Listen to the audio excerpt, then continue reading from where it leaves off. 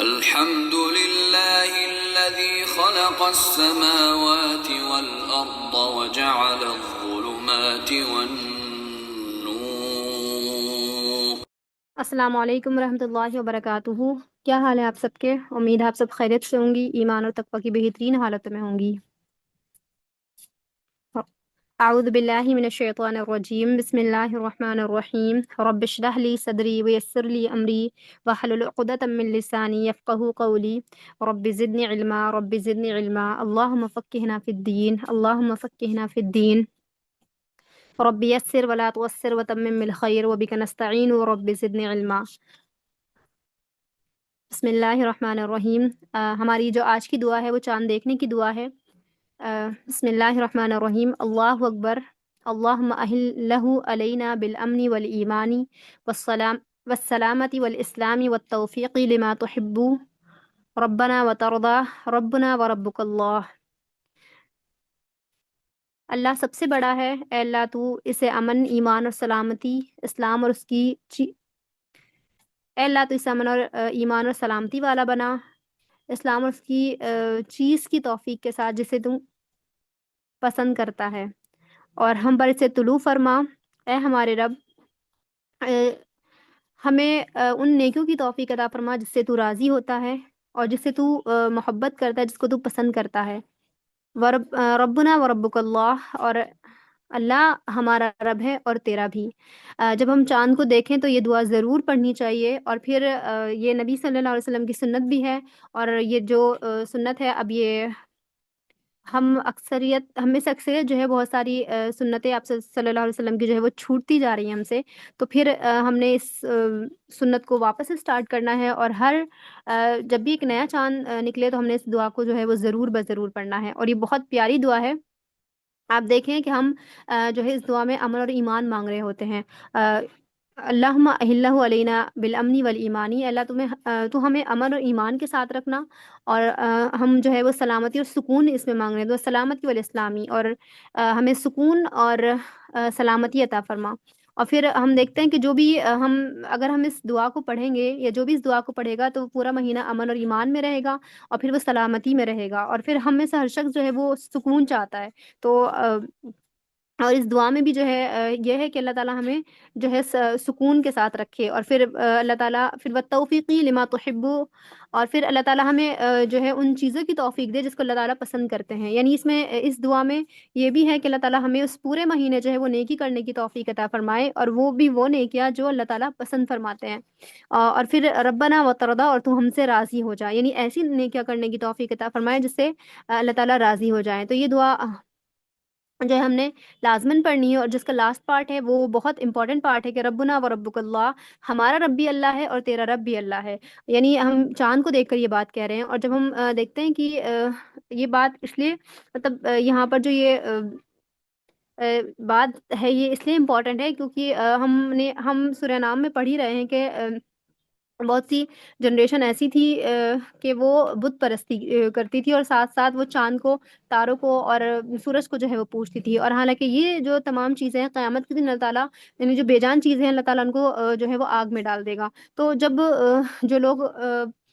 دنیا میں چاند کو یا سورج کو یا ان تمام چیزوں کو پوجتے تھے، جب قیامت کے دن اللہ تعالیٰ ان کو آگ میں ڈال دے گا، تو پھر جو ان کو پوجنے والے تھے وہ یہ حسرت کریں گے، بلکہ وہ کہیں گے کہ ہم نے دنیا میں رہ کر کتنا گھاٹے کا سودا کیا کہ ہم نے اس چیز کو پوجا جو خود اپنے آپ کو بھی نہیں بچا سکی۔ تو آپ نے یہ ضرور بضرور پڑھنی ہے، اور اگر آپ 28 کو 29 کو اگر آپ نہ پڑھ سکے تو 30 کو ضرور بضرور پڑھنی ہے۔ اور پھر اس میں یہ ہے کہ ہم اس میں امن اور ایمان مانگ رہے ہوتے ہیں، اور اللہ تعالیٰ سے نیکیوں کی خوب خوب توفیق مانگ رہے ہوتے ہیں، اور ہو سکتا ہے کہ ہم اس دعا کے پڑھنے سے اللہ تعالیٰ ہمیں جو ہے خوب نیکیاں کرنے کی توفیق دے، ہمارے وقت میں برکت عطا فرما دے، اور ہم سے وہ کام لے جس کا ہم نے سوچا بھی نہ ہو۔ تو اس لیے ضرور بضرور اس دعا کو پڑھیں۔ اب ہم آتے ہیں اپنے رکوع کی طرف۔ ہمارا رکوع رکوع نمبر 14 ہے، اور پارہ نمبر 8 ہم اسٹارٹ کر رہے ہیں آج۔ اس سے پہلے ہمارا جو ہم نے لاسٹ آیا پڑھی تھی، اس میں ہم نے پڑھا تھا کہ اس میں میں جو ہے آپ کو بتا رہی تھی کہ اس میں جو انسان کی اپنی صلاحیتیں ہیں وہ انسان کو وہ نہیں چھوڑنی چاہیے. مطلب اگر اللہ تعالیٰ نے کسی کو کوئی صلاحیت دی ہے تو اس کو ضرور بضرور استعمال کرنا چاہیے، اور اگر ہم اس کو استعمال نہیں کرتے ہیں تو پھر وہ صلاحیتیں جو ہے وہ ہم سے چھوٹ جاتی ہیں، اور پھر ان کا مطلب حق کے راستے میں اگر اس کو ہم نہیں استعمال کرتے تو وہ ضائع ہوتی ہیں. اور اسی طرح اللہ تعالیٰ نے انسان کے دل میں نا ایک حق کو پہچاننے کی صلاحیت رکھی ہے. اگر انسان حق کو جو ہے وہ پہچان کر بھی اس کو اگنور کرتا ہے تو اللہ تعالیٰ اس صلاحیت کو جو ہے وہ ختم کر دیتے ہیں. تو اس لیے دیکھیں بعض دفعہ ایسا ہوتا ہے کہ جب انسان صحیح اور غلط کے درمیان میں فیصلہ کرتا ہے تو پھر اس کا دل اس کو گواہی دے رہا ہوتا ہے کہ یہ چیز حق ہے اور یہ چیز غلط ہے. لیکن بعض لوگ جو ہے اپنے تکبر میں اور اپنی ایگو میں اتنے زیادہ بڑھ جاتے ہیں، سیلف ایگو میں، کہ ان کو پھر وہ حق کو دبا دیتے ہیں. تو پھر اگر اللہ تعالیٰ نے ہمیں اگر صلاحیت دی ہے حق کو پہچاننے کی تو ہمیں ضرور بضرور جو ہے وہ حق کو پہچاننا چاہیے. اور اللہ تعالیٰ سے دعا ہے کہ وہ ہمیں حق پہچاننے اور اسے سمجھنے اور اس پر عمل کرنے کی جو ہے وہ توفیق عطا فرمائے. اب ہم اپنا رکوع سٹارٹ کرتے ہیں. بسم اللہ الرحمن الرحیم. ولو اننا، اور اگر واقعتاً ہم نزلنا اتار دیتے ہم الیہم الملائکۃ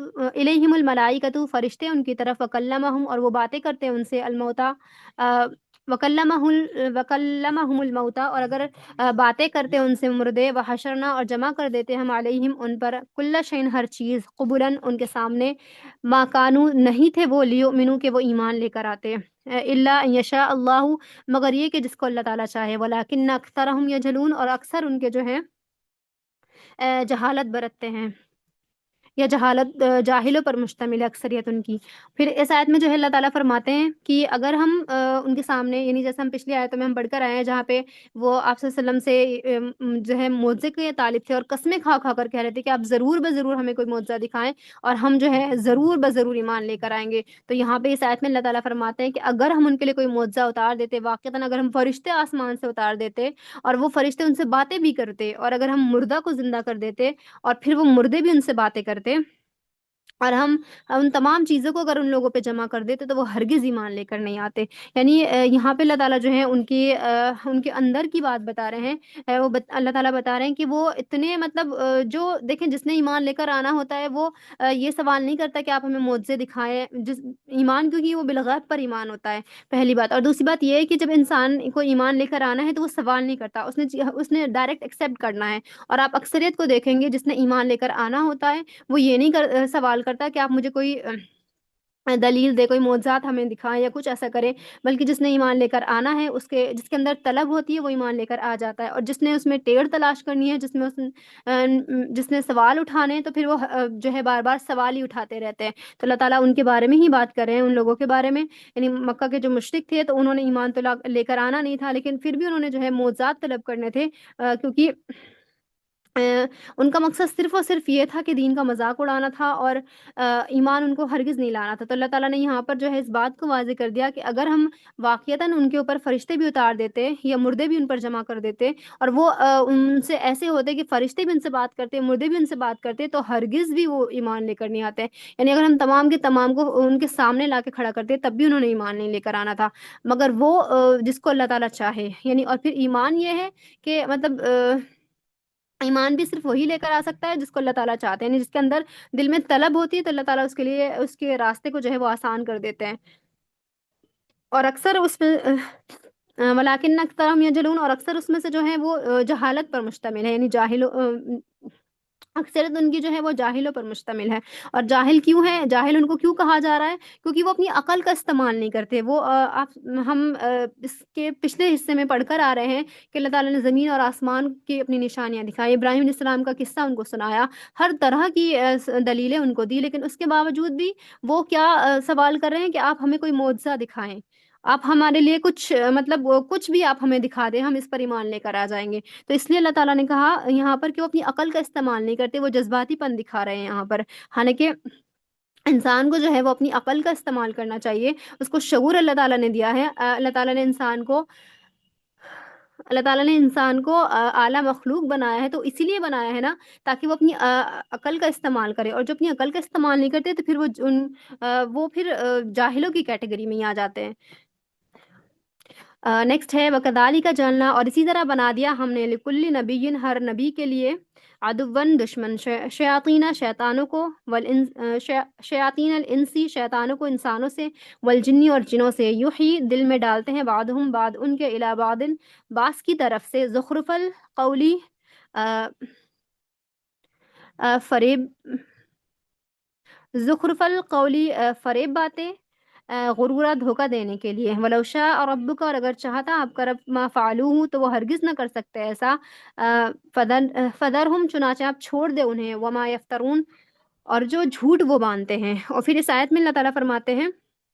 اور اسی طرح ہم نے بنا دیا ہے ہر نبی کے لیے دشمن، شیطانوں میں سے بھی اور انسانوں میں سے بھی، مطلب ہر ایک اس آیت میں اللہ تعالیٰ نے اس بات کو واضح کر دیا کہ ہر نبی کے لیے جو ہے وہ دشمن بنا دیے گئے شیطانوں میں شیطان مطلب ہر دشمن شیطان کو بنا دیا ہے، جو انسانوں میں سے بھی ہے اور جنوں میں سے بھی ہے، کیونکہ صرف دو ہی مخلوق ہے جو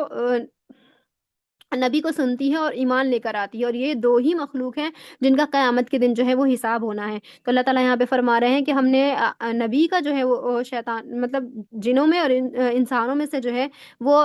دشمن بنا دیے ہیں، اور وہ مطلب کیا ہے کہ وہ شیاطین ہیں، یعنی اللہ تعالیٰ نے ان پر جو ہے وہ شیطان مسلط کر دیے ہیں، اور پھر ان کے دلوں میں کیا ہے کہ وہ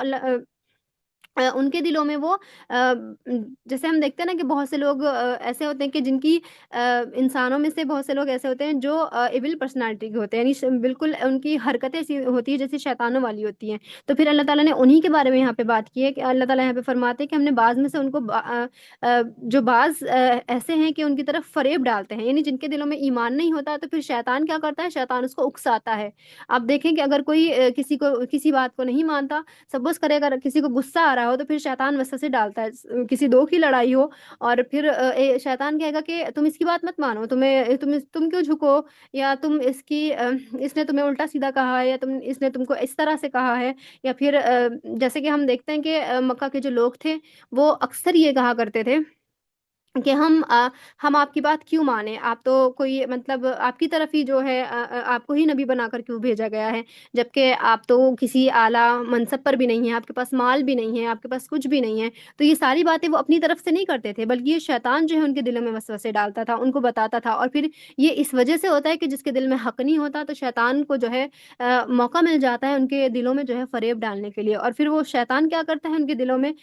فریب دینے والی، دھوکہ دینے والی باتیں جو ہے ان کو سجا کر مطلب اس طرح سے مزین کر کے خوبصورت کر کے بتاتا ہے کہ تم جو ہے ان سے اعلیٰ درجے پہ ہو اور تم اس طرح سے ہو۔ تو یہ شیطان کا کام ہوتا ہے۔ تو اللہ تعالیٰ نے یہاں پر اس بات کو واضح کر دیا کہ ہم نے نبی کے جو ہے کچھ دشمن بنا دیے ہیں، اور جو انسانوں میں سے ہیں اور جنوں میں سے ہیں، اور وہ ان کے دلوں میں کیا کرتے ہیں، وہ وسا ڈالتے ہیں اور یا فریب دینے والی باتیں ڈالتے ہیں، یعنی وہ ان کے خلاف جو ہے مطلب شیطان جو ہے ان کے دلوں میں وسوسے ڈالتا ہے۔ اور پھر آگے اللہ تعالیٰ فرماتے ہیں اور اگر اللہ تعالیٰ چاہتا تو وہ ایسا نہ کر سکتے، یعنی یہ سب صرف اللہ تعالیٰ ہی کے اذن سے ہو رہا ہے، یعنی دنیا میں اچھے برے جو بھی اعمال ہوتے ہیں وہ اللہ تعالیٰ کے اذن سے ہوتے ہیں، لیکن انسان جو بھی عمل کرتا ہے اگر وہ اچھے عمل کرتا ہے تو اللہ تعالیٰ اس سے خوش ہوتے ہیں، اور جو برے عمل کرتا ہے تو اللہ تعالیٰ اس سے ناراض ہوتے ہیں۔ لیکن کیونکہ تمام انسان اور جنوں کو اللہ تعالیٰ نے ایک فری ول دی ہے، ان کی چوائس پہ ان کو چھوڑا ہوا ہے، اگر وہ اچھے عمل کریں گے تو اس کا وہ بدلہ پائیں گے، اگر وہ برے عمل کرتے ہیں تو اس کی وہ سزا پائیں گے، یعنی اللہ تعالیٰ نے ایک کلیئر راستہ ان کو دکھا دیا، اس کے بعد ان کو ان کی خواہشات پہ چھوڑ دیا ہے۔ آپ کی خواہش ہے اگر آپ اچھے عمل کریں گے تو پھر آپ کو اس کا اچھا بدلہ ملے گا۔ تو یہاں پہ اللہ تعالیٰ فرماتے ہیں کہ اگر اللہ تعالیٰ چاہتا تو پھر آپ وہ ایسا ہرگز نہ کر سکتے، اور پھر آپ ان کو جو ہے یہاں پر آپ صلی اللہ علیہ وسلم سے کہا جا رہا ہے کہ آپ ان کو جو ہے وہ چھوڑ دیں جو وہ جھوٹ باندھتے ہیں، یعنی جو کچھ بھی وہ باتیں کرتے ہیں یا جو وہ قسمیں جھوٹی کھاتے ہیں، تو آپ جو ہے ان کو انہی کے حال پہ چھوڑ دیں۔ اور آگے اللہ تعالیٰ فرماتے ہیں وَلِتَصْغَىٰ تاکہ وہ مائل ہو الیہ افئدہ ان کے دل اس کی طرف، الذین ان لوگوں کے جو لا یؤمنون نہیں وہ ایمان رکھتے، بالآخرتی آخرت کے ساتھ، وَلِيَرْضَوْهُ تاکہ وہ اسے پسند کریں، وَلْيَقْتَرِفُوا اور تاکہ وہ بھی برائیاں کریں، ماہم مختلفون اور جو وہ سب برائیاں کرنے والے ہیں۔ اور پھر اس آیت میں اللہ تعالیٰ فرماتے ہیں کہ یہاں پر اللہ تعالیٰ نے جو ہے پچھلی جو آیت ہم نے پڑھی نا کہ اللہ تعالیٰ نے جنوں اور انسانوں میں سے کچھ شیاطین جو ہے وہ مقرر کر دیا نبی صلی اللہ علیہ وسلم کے لیے کہ وہ لوگوں کے دلوں میں وسوسہ ڈالے اور وہ ان کا انکار کرے، اور پھر یہ اس وجہ سے بھی ہے کہ سارے لوگ تو نبی کو نہیں مانیں گے، کچھ تو انکا انکار بھی کریں گے۔ تو یہاں پہ اللہ تعالیٰ نے جو ہے اس بات کو واضح کیا کہ ہم نے ان لوگوں کو یعنی ہم نے جنوں میں سے اور انسانوں میں سے دشمن کیوں بنائے۔ اور پھر جیسے ہم سورہ آل عمران میں بھی پڑھ کر آئے نا کہ اللہ تعالیٰ جب جنگوں کے بارے میں اللہ تعالیٰ بات کر رہے تھے تو وہاں پہ اللہ تعالیٰ فرما رہے تھے کہ ہم حق اور باطل کو جو ہے وہ مطلب الگ الگ کر دیں گے۔ تو یہاں پہ بھی اللہ تعالیٰ نے اسی بات کو واضح کیا ہے کہ جن کے دلوں میں برائیاں ہیں تو وہ برائی کی طرف مائل ہوں گے، اور ہم میں سے اکثریت کا یہ حال ہوتا ہے کہ جن کے دلوں میں برائیاں ہوتی ہیں، سپوز کرے اگر کسی کے دل میں جو ہے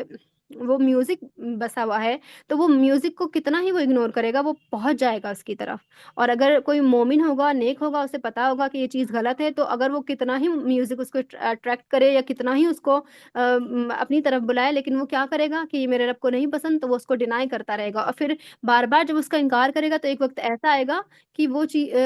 چیز جو ہے اس پر اثر نہیں کرے گی۔ لیکن جو جن کا ایمان نہیں ہوتا تو میوزک اگر ان کو اٹریکٹ کرتا ہے تو وہ بار بار اس کی طرف جاتے ہیں، اگر وہ پلٹنا بھی چاہیں تو وہ نہیں پلٹ پاتے، تو پھر کیا ہوتا ہے کہ وہ برائی ان کے اوپر جو ہے وہ مسلط ہو جاتی ہے۔ تو اسی لیے یہاں پہ اللہ تعالیٰ نے اس بات کو واضح کیا ہے کہ اگر جن کے دلوں میں برائی ہوتی ہے تو ہم نے بعض کو بعض کا دشمن اسی لیے بنایا ہے، شیطان جن کے دلوں میں وسوسے ڈالتا ہے تو شیطان مطلب پھر وہ شیطان کی طرف جو ہے وہ راغب ہو جاتے ہیں، ان کے دل مائل ہو جاتے ہیں۔ اور جو ایمان نہیں رکھتے آخرت پر، یعنی جو لوگ آخرت پر ایمان نہیں کرتے اور آخرت کو پسند نہیں کرتے، تو پھر وہ کیا کرتے ہیں، وہ برائیوں میں بڑھتے چلے جاتے ہیں۔ اور ہم دیکھتے ہیں کہ مکہ کے جو لوگ تھے، جب انہوں نے ایک چیز کا انکار کیا تو پھر وہ آگے انکار کرتے ہی چلے گئے، کیونکہ ان کے دلوں میں برائیاں تھیں۔ اور پھر شیطان نے کیا کیا، شیطان نے ان کی برائیوں میں جو ہے وہ بڑھاوا ہی کر دیا۔ اور پھر ہم جب وہ قیامت کے دن سارا جو کچھ عمل انہوں نے کیا اس کا ذمہ دار جب وہ شیطان کو ٹھہرائیں گے تو شیطان کہے گا میں نے تو تمہیں کوئی ایسی بات بتائی ہی نہیں۔ تو یہاں پر یعنی ان کے اپنے دلوں میں جو تھی وہ برائی تھی، اور اسی وجہ سے وہ مطلب شیطان ان سے کہے گا کہ تمہارے دلوں میں یہ بات تھی تو اس لیے تم جو ہے اس کی طرف مائل ہوئے، تم یہ چاہتے تھے تو اس لیے ایسا ہوا، ورنہ میرا مقصد اگر تمہارے اندر ایمان ہوتا تو تم ہرگز میری طرف مائل نہیں ہوتے، ہرگز تم میری بات کو نہیں مانتے۔ لیکن تم نے جو بھی کچھ عمل کیے یا جو بھی کچھ تم نے کیا وہ تمہارے اپنے اندر موجود تھا، اس لیے تم نے اس بات مطلب اسی لیے تم جو ہے اس برائی کی طرف گئے، تو اس لیے تم مجھے تو اس کسی چیز کا الزام نہ دو۔ تو یہاں پہ بھی اللہ تعالیٰ جو اس بات کو واضح کر رہے ہیں کہ جو لوگ برائی کی طرف مائل ہونے والے ہوتے ہیں، جن کے اندر برائیاں ہوتی ہیں، وہ آخرت پر نہ تو یقین رکھتے ہیں اور بلکہ وہ اس برائی کو جو ہے وہ پسند کرتے ہیں، کہ اگر کسی نے ایک برائی کی تو جس کے اندر برائی ہوتی ہے، سپوز کریں گے اگر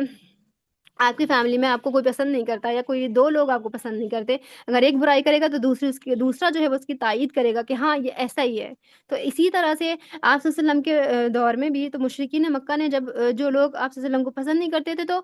وہ لوگ ایسے تھے جو حق کی دعوت کو جھٹلاتے تھے۔ جب ایک نے اس بات کو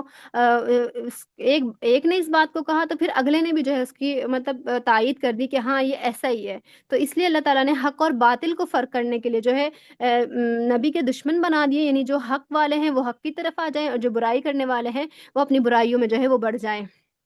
افغیر اللہ، تو کیا سوائے اللہ تعالیٰ کے ابتغی میں تلاش کروں حکمن کوئی مصنف، وہو الذی، اور وہی ہے جس نے انزلہ نازل کی ہے الیکم الکتابہ تمہاری طرف کتاب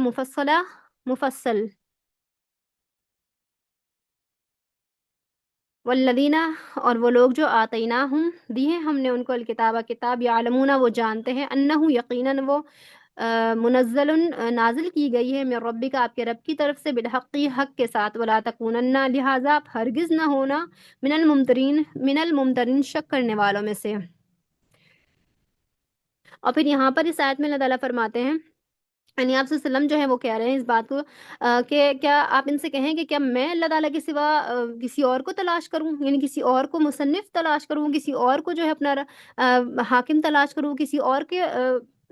اور کا حکم مانوں۔ اور پھر جیسے کہ ہم دیکھتے ہیں نا کہ وہ اللہ تعالیٰ کے بیٹے بناتے تھے عیسیٰ علیہ السلام کو، عزیر علیہ السلام کو، تو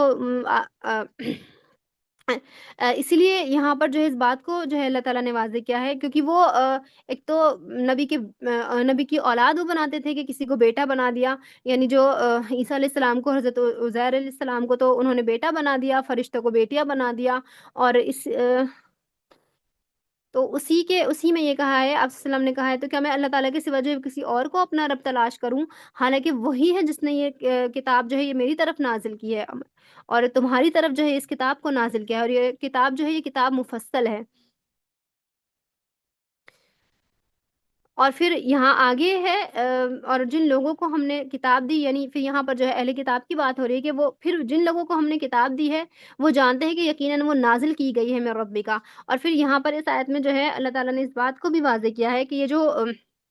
اہل کتاب ہے نا، یہ پوری اچھی طریقے سے جانتے ہیں کہ یہ جو کتاب نازل کی گئی ہے آپ کی طرف تو یہ اللہ تعالیٰ کی طرف سے ہے، حالانکہ بھلے ہی وہ اس کو چھپاتے رہیں، اس کو اگنور کرتے رہیں، لیکن یہ وہ اچھی طریقے سے اس بات کو جانتے ہیں اور وہ حق کے ساتھ اس بات کو جانتے ہیں۔ اور پھر آگے اللہ تعالیٰ فرماتے ہیں کہ آپ جو ہے ہرگز بھی شک کرنے والوں میں سے نہ ہو جانا، کیونکہ ہم دیکھتے ہیں نا جو اہل کتاب تھے وہ سیرے سے انکار کرتے تھے، کیونکہ انہیں اس بات کا انہیں اس بات کا برا لگتا تھا کہ یہ کتاب جو ہے بنی اسماعیل میں کیوں گئی ہے، یہ بنی اسرائیل میں سے کیوں نہیں ہے، کیونکہ ہم جانتے ہیں کہ جتنے بھی نبی اللہ تعالیٰ نے اتارے ہیں، بلکہ کثرت سے جو انبیاء نبی آئے ہیں یا رسول آئے ہیں تو وہ بنی اسرائیل میں سے آئے ہیں، اور آپ صلی اللہ علیہ وسلم جو ہے وہ بنی اسماعیل سے ہیں۔ بنی اسماعیل میں اللہ تعالیٰ نے ایک ہی رسول کو بھیجا، تو اس لیے ان کو اس بات کی بھی تکلیف تھی، تو اس لیے وہ اس حق کو جو ہے وہ چھپاتے تھے۔ اور حالانکہ مکہ کے لوگ تو نہیں جانتے تھے، لیکن مدینہ کے لوگ جو ہیں جو اہل کتاب تھے وہ اس بات کو جانتے تھے، تو اس لیے اللہ تعالیٰ نے جو ہے اس بات کو واضح کیا، کیونکہ یہ جتنے سوال تھے، یہ جتنے جس چیز کا بھی وہ سوال کرتے تھے یا جو کچھ بھی کرتے تھے، تو وہ مدینے والوں کو بھی مطلب اہل کتاب کو دھیرے دھیرے پتہ چل گیا تھا، تو انہوں نے جو ہے یہ سوال کروانا جو ہے اسٹارٹ کر دیا تھا، تو اس لیے اللہ تعالیٰ نے کہا کہ یہ لوگ جن کو ہم نے پہلے کتاب دی تھی تو وہ اس بات کو جو ہے وہ اچھے طریقے سے جانتے ہیں کہ یہ ان کے رب کی طرف سے نازل کی گئی ہے اور یہ حق کے ساتھ نازل کی ہے، تو آپ لوگ جو ہے وہ ہرگز بھی شک میں نہ پڑ جانا۔ وتمت کلیمت ربک، مکمل ہے بات آپ کے رب کی، صدقاً وعدلاً، سچائی میں اور انصاف میں، لا مبدلہ، اور نہیں کوئی بدلنے والا، لکلمات ہی اس کی باتوں کو، وہو السمیع العلیم، اور وہی سب کچھ سننے اور جاننے والا ہے۔ اور پھر یہاں پر اس آیت میں اللہ تعالیٰ فرماتے ہیں کہ اللہ تعالیٰ کی جو بات ہے وہ مکمل ہے، یعنی آپ کے رب کی بات جو ہے وہ بالکل مکمل ہے سچائی میں اور انصاف میں، یعنی یہ جو قرآن ہے، یہ جو کلام ہے، یہ اللہ تعالیٰ کا کلام ہے، اور جو اللہ تعالیٰ نے بات کہہ دی ہے اس میں بالکل بھی شک کی گنجائش نہیں ہے۔ اور ہم سورہ بقرہ کے سٹارٹ میں ہی پڑھ کر آئے ہیں جہاں پہ اللہ تعالیٰ فرماتے ہیں کہ اس کتاب میں کوئی شک کی گنجائش نہیں ہے، تو اللہ تعالیٰ نے اس بات کو واضح کر دیا کہ اور اللہ تعالیٰ کی جو بات ہے وہ مکمل ہے، اور اس میں کوئی اس میں مطلب یہ اس میں کوئی شک کی گنجائش نہیں ہے، اور آپ کے رب کی جو بات ہے وہ سچائی میں، انصاف میں جو ہے وہ پوری کی پوری ہے، یعنی اللہ تعالیٰ نے جو بات کہہ دی وہ حق ہے، اگر اللہ تعالیٰ نے کہہ دیا قیامت آئے گی تو وہ آئے گی، وہ حق ہے، جس چیز سے اللہ تعالیٰ نے روک دیا وہ حق ہے، اور ہمارا کام یہ ہے کہ ہم اس بات کو جو ہے وہ مانیں۔ اور پھر آگے اللہ تعالیٰ فرماتے ہیں کہ اللہ تعالیٰ کی بات کو کوئی بدلنے والا نہیں ہے، اور یہ ہم سورہ بقرہ میں بھی پڑھ کر آئے ہیں جہاں پہ اللہ تعالیٰ فرماتے ہیں کہ اللہ تعالیٰ کی آیات کو کوئی بدلنے والا نہیں ہے اور اس کی باتوں کو بھی، اور اللہ تعالیٰ ہی ہے جو سب کچھ سننے والا اور سب کچھ جاننے والا ہے، یعنی اللہ تعالیٰ ان کے جو بھی وہ اعمال، جو بھی وہ کچھ کر رہے ہیں، جو کچھ عمل کر رہے ہیں، جو کچھ آپ کو پریشان کر رہے ہیں، آپ کو ستا رہے ہیں، تو سب کچھ سننے والا اور سب کچھ ہر چیز کا علم جو ہے وہ اللہ تعالیٰ کے پاس ہے، یعنی اللہ تعالیٰ سے جو ہے وہ کچھ بھی چھپا ہوا نہیں ہے، آپ بھلے ہی ان کا ظاہر دیکھتے ہو لیکن اللہ تعالیٰ ان کا باطن بھی جانتا ہے۔ وَإِن تُطِيعُوا، اور اگر آپ اطاعت کریں اکثریت کی، من فی الارض، جو زمین میں ہے، یضلوک، وہ بھٹکا دیں گے آپ کو، عن سبیل اللہ، اللہ تعالیٰ کے راستے سے، ان یتبعون، نہیں وہ پیروی کرتے، الا مگر الظن، گمان کی، وَإِن ہم اور نہیں ہے وہ سب، الا یخرصون، مگر وہ قیاس آرائیاں ہی کرتے ہیں۔ اور پھر اس آیت میں اللہ تعالیٰ فرماتے ہیں کہ اگر آپ اطاعت کریں اکثریت کی، یعنی اگر آپ اکثریت کی اطاعت کریں گے، یعنی زمین میں اگر، کیونکہ ہم دیکھیں اگر مسلمانوں کی جو کوانٹٹی ہے یا مسلمانوں جتنے بھی ہیں وہ بہت کم تعداد، حالانکہ مسلمان اس دور میں بہت زیادہ ہیں، لیکن آپ صلی اللہ علیہ وسلم کے دور میں جو ہے وہ صحابہ کی جو اکثریت تھی، مطلب صحابہ جو تھے وہ بہت کم تھے، اور ان کے مقابلے میں تمام دنیا کے جو لوگ تھے وہ بہت زیادہ تھے، تو اس لیے اللہ تعالیٰ نے یہاں پر فرمایا کہ اگر آپ اکثریت کی اطاعت کریں، یعنی زمین میں اگر آپ اکثریت کو دیکھیں گے تو وہ کیا کریں گے، وہ آپ کو بھٹکا دیں گے، اور وہ آپ کو اللہ تعالیٰ کے راستے سے بھٹکا دیں گے، تو آپ نے اطاعت کس کی کرنی ہے؟ ہم پڑھتے ہیں کہ ہم نے اللہ تعالیٰ کی بات ماننی ہے اور رسول کی اطاعت کرنی ہے، کیونکہ رسول جو ہے وہ آپ کو سیدھا راستہ بتاتا ہے آپ کے رب کی طرف جانے کا، اور پھر اس لیے بھی کیونکہ اگر ہم اکثریت کو زمین میں دیکھیں گے تو پھر وہ ہو سکتا ہے کہ وہ آپ کو بھٹکا دیں، کیونکہ اکثریت جو ہے وہ اللہ تعالیٰ کی بات کو نہیں ماننے والی. تو اس لیے اللہ تعالیٰ نے اکثریت جو ہے وہ حق کا انکار کرتی ہے، اور یہ تب بھی تھا اور یہ آج کے دور میں بھی ہے. اگر آپ اکثریت کو دیکھیں گے تو وہ کیا کریں گے کہ وہ اللہ تعالیٰ کی آیات کا جو ہے وہ انکار کرتے ہیں. تو اس لیے اللہ تعالیٰ نے اس بات کو یہاں پر واضح کیا کہ اگر آپ اکثریت کی اطاعت کریں گے تو وہ کیا کریں گے، زمین میں آپ کو بھٹکا دیں گے. آپ نے بات اللہ تعالیٰ کی ماننی ہے، رسول کی اتباع کرنی ہے. ہاں، اگر اپنے جو دین کے بڑے بڑے احکام ہیں اس میں اللہ تعالیٰ ہی کی بات ماننی ہے. جو چھوٹے موٹے ہیں تو آپ اس میں جو ہے اکثریت کی رائے آپ لے سکتے ہیں. یتبعون، اور اگر وہ پیروی اور نہیں وہ پیروی کرتے مگر اپنے گمان کی، یعنی اکثریت جو ہے وہ صرف اور صرف اپنے گمان کی پیروی کرتی ہے، قیاس آرائیہ ہی وہ سب کرتے ہیں. نیکسٹ ہے ان ربک، یقیناً آپ کا رب ہوا عالم، وہ خوب جاننے والا ہے، من یضل، جو بھٹکتا ہے، عن سبیلہ، اس کے راستے سے، وہ ہوا عالم بالمہتدین، اور وہ خوب جانتا ہے کہ ہدایت یافتہ اور وہ خوب جانتا ہے ہدایت کی راہ پر کون ہے. اس آیت میں اللہ تعالیٰ آپ کا رب جو ہے وہ خوب جاننے والا ہے، یعنی جیسے ہم نے پچھلی آیت میں پڑھا نا کہ اکثریت جو ہے وہ زمین میں بھٹکا دینے والی ہے، پھر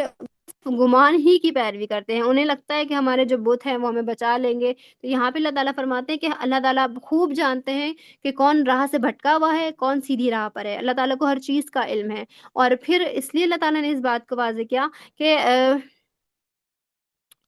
بہت سے لوگوں کو یہ لگتا تھا کہ مطلب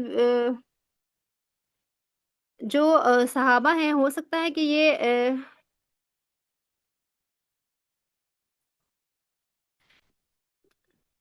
آپ صلی اللہ علیہ وسلم کے جو ساتھی تھے وہ جو ہے وہ اکثریت جو ہوتی ہے نبی کی، وہ مطلب جو ساتھی ہوتے ہیں تو وہ نچلے طبقے کے لوگ ہوتے ہیں. تو اس لیے اللہ تعالیٰ نے کیونکہ ہم پیچھے پڑھ کر آئے ہیں نا کہ جہاں پر وہ سوال کرتے ہیں کہ آپ کے تو جو ساتھی ہیں وہ بہت نچلے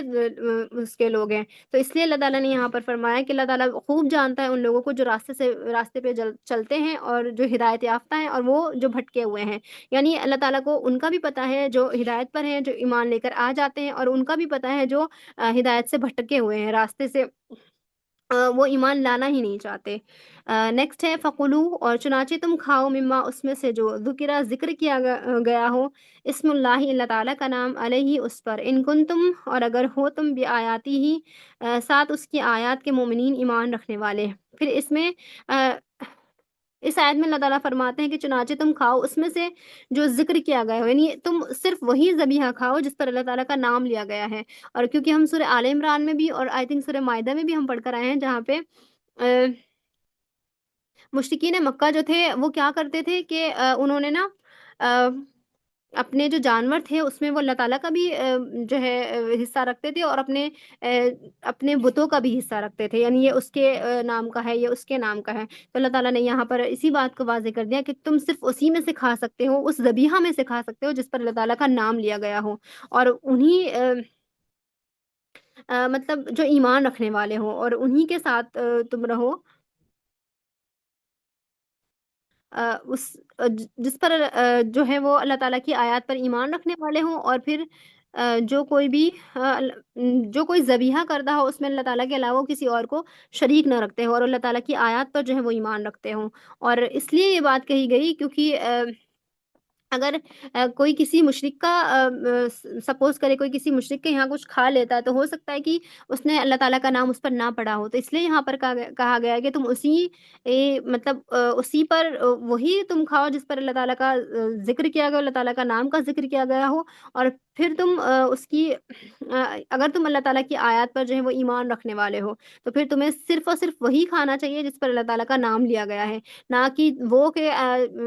کوئی مطلب اللہ تعالیٰ کے علاوہ کسی اور کا جو ہے وہ نام بنا لے. وما لکم، اور کیا ہے تمہارے لیے، اللہ، یہ کہ تاکلو، تم کھاؤ، مما، اس میں سے، جو ذکر کیا گیا ہے، اسم اللہ، اللہ تعالیٰ کا نام، علیہ، اس پر، وقد، فصل، حالانکہ یقیناً وہ تفصیل سے بتا چکا ہے، لکم، تمہارے لیے، ما حرمہ، جو اس نے حرام کیا، علیکم، تم پر، اللہ مستورتم الیہ، سوائے اس کے جو مجبور کر دیے جاؤ تم جس کی طرف، وَإِنَّ كَثِيرًا، اور بلا شبہ بہت سے، لَيُضِلُّونَ، یقیناً وہ گمراہ کرتے ہیں، بِأَحْوَائِهِمْ، بغیر علم کے، اپنی خواہشات کے ساتھ. ان ربک، یقیناً آپ کا رب، هو اعلم بالمعتدین، وہ زیادہ جاننے والا ہے حد سے گزرنے والوں کو۔ اور پھر اس آیت میں اللہ تعالیٰ فرماتے ہیں کہ تم کھاؤ، اس تمہیں کیا ہے، مطلب تمہارے لیے کیا ہے کہ تم اللہ تعالیٰ کے نام جو اللہ تعالیٰ جس پر اللہ تعالیٰ کا ذکر کیا جاتا ہے تم اس میں سے نہ کھاؤ۔ اور اللہ تعالیٰ اور پھر اللہ تعالیٰ جو ہے تمہیں تفصیل سے بتا چکا ہے، اور ہم اس چیز کو جو ہے وہ تفصیل سے سورہ بقرہ میں پڑھ کر آئے ہیں، جہاں پہ اللہ تعالیٰ نے جو ہے پوری مطلب پوری ڈیٹیل سے بتایا تھا کہ تمہیں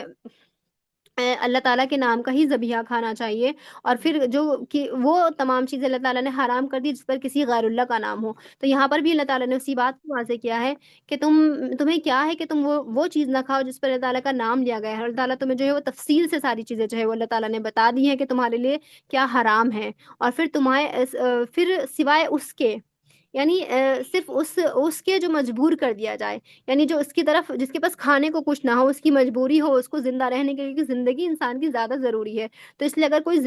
مجبور کر دیا جائے، اس کے پاس کھانے کے لیے کچھ نہ ہو، تو پھر وہ مردار کھا سکتا ہے، یا پھر وہ کھا سکتا ہے جس پہ غیر اللہ کا نام ہو، لیکن صرف مجبور کر دیے جانے پر۔ اگر اس کو یہ لگتا ہے کہ میں مر جاؤں گا اگر میں نہیں کھاؤں گا، تب وہ کھا سکتا ہے۔ اور پھر آگے اللہ تعالیٰ فرماتے ہیں کہ یقیناً بہت سے لوگ ایسے ہیں جو اپنی خواہشات کے ساتھ، یعنی بغیر کسی علم کے اپنی خواہشوں کی بنا پر جو ہے وہ دوسروں کو گمراہ کرتے ہیں۔ یعنی ہم دیکھتے ہیں کہ بہت سے لوگ ایسے ہیں جو نام نہیں لیتے یا کسی بت کا نام لیتے ہیں، اور پھر وہ جو ہے اپنی خواہشات کے ساتھ جو ہے وہ گمراہی کرتے ہیں۔ اور پھر آپ کا رب جو ہے وہ خوب جاننے والا ہے حد سے گزرنے والوں کو، یعنی اللہ تعالیٰ کو بہتر پتا ہے کہ کون جو ہے وہ حد سے گزرنے والا ہے یا کس کا کیا عمل ہے۔ وَذَرُوا، اور تم چھوڑ دو ظاہر الاسم، ظاہر کو گناہ کے، و باطنہ، اور اس کے باطن کو، ان الذین، یقیناً وہ لوگ جو یکسبون کماتے ہیں الاسم گناہ کو، سیجزون، جلد ہی انہیں دیا جائے گا بدلہ، بما کانوا یقترفون، اس وجہ سے کہ جو بھی کچھ وہ کیا کرتے تھے۔ پھر اللہ تعالیٰ اس بات کو آگے فرماتے ہیں کہ تم ان کو چھوڑ دو، ان کے ظاہر کو بھی، جو لوگ گناہ کرتے ہیں، جو برائیاں کماتے ہیں، تو ان کے تم ظاہر کو بھی چھوڑ دو اور ان کے باطن کو بھی چھوڑ دو، یعنی جیسے بھی عمل وہ کرتے ہیں ان کے حال پر چھوڑ دو، اور جلد ہی جو ہے ان کے گناہوں کا، ان کے جو بھی عمل انہوں نے کیے ہیں اس کا بدلہ ان کو دیا جائے گا۔ ولا تاکلوا، اور نہ تم کھاؤ، مما، اس میں سے جو لم یذکر اسم اللہ، نہیں ذکر کیا گیا نام اللہ تعالیٰ کا، علیہ اس پر، وَإِنَّهُ لَفِسْقٌ،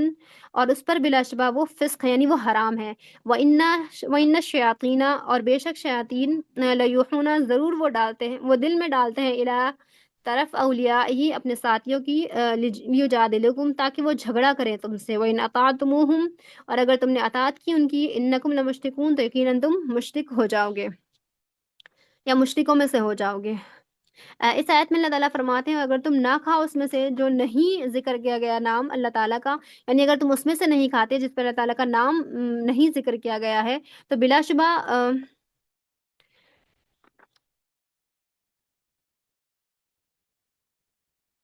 تو اس پر بلا شبہ وہ یقیناً فسق ہے، یعنی اگر تم وہ چیزیں نہیں کھاتے ہو جس پر اللہ تعالیٰ کا نام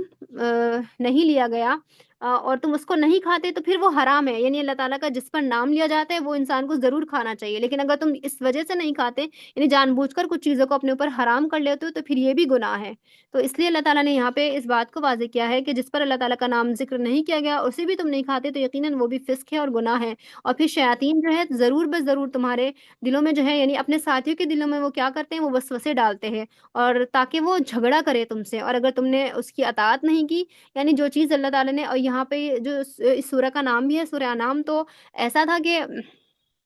مکہ والوں نے کچھ چیزیں جو ہے وہ اپنے اوپر حرام کر رکھی تھی، حالانکہ اللہ تعالیٰ نے ان کو جو ہے ان کے اوپر حلال کیا تھا۔ تو اللہ تعالیٰ نے یہاں پہ اسی بات کو واضح کیا ہے کہ جس چیز پر اللہ تعالیٰ کا نام لیا گیا ہے اگر تم اس کو نہیں کھا رہے ہو، تو پھر وہ بھی کیا ہے، حرام ہے، یعنی پھر وہ گناہ ہے۔ اور اگر تم اور پھر شیاطین جو ہے وہ ضرور بضرور تمہارے دلوں میں، یعنی اپنے ساتھیوں کی طرف سے جھگڑا کرے، مطلب ضرور بضرور تمہارے دل میں وسوسے ڈالتے ہیں تاکہ تم اپنے ساتھیوں سے جھگڑا کرو۔ الحمدللہ ہمارا رکوع یہاں پر کمپلیٹ ہو گیا۔ میں دعا پڑھ لیتی ہوں۔ سبحانک اللہم و بحمدک، ونشہد ان لا الہ الا انت، ونستغفرک ونتوب الیک۔